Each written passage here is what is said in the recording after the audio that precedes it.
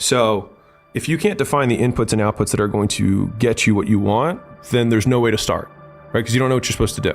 So you have to define it down to like the most basic first action. So it's like, if I want to start creating content, then it means I have to post something. If it means I have to start doing I always think in terms of business because that's what I'm in, but like I'm either doing a cold reach out, I'm doing a cold call, cold email, cold DM, whatever that is. I have to make a piece of content. I have to post it. I have to make a podcast. I have to make a YouTube video. I have to make a short, whatever that is, make a blog post.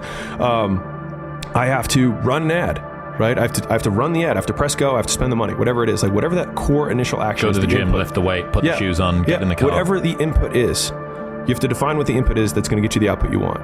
Now, once you know what that input output is, the next one is, why aren't you doing it, right? And so I think a lot of people are looking for something that is very hard to find. And then they attribute their lack of success or lack of action because they don't have passion or motivation, right? And I was the same way. And so the short story around this was that I watched all the TED Talks in college. Like that was like what I was like, I'm not watching YouTube, I'm watching TED Talks. And I was like, and then I realized, and then I heard the term mental masturbation, and I was like, oh, that's definitely what I'm doing. I was like, my life hasn't changed at all. And then I got my job, so out of college, and I would read all the self-help books. I read like every night, that's all I did. I just read all these self-help books, and I found one of them that said, there are people who are wantrepreneurs and entrepreneurs. And I remember hearing that word wantrepreneur, and I was like, it made me feel sad. I was like, I don't want to be a fucking wantrepreneur. I was like, I'm not some bitch. Like, but I was like, but what if they're right? I am a wantrepreneur. I'm not an entrepreneur. I want to be one, and I'm not. And from that point, it took me 6 months to quit my job to actually decide to do the entrepreneurial thing.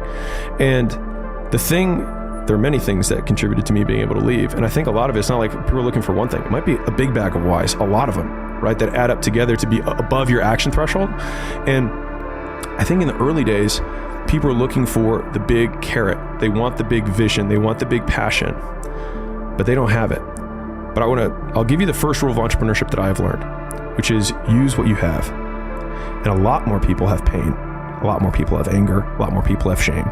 And if you can use that as your gas in the beginning, you'll eventually get to a point where you can get out of that loop and then find something that you are really passionate about. But if you can't tie your shoes, you can't lift the weight, you can't send the DM, then you have to start with whatever you have. And so for me, it was hatred of my current existence. I hated being a entrepreneur. I hated being a wannabe. I hated being one of those people who like talked about all the things they were going to do and didn't do anything. I hated living the life that my dad wanted me to live. I was his bitch.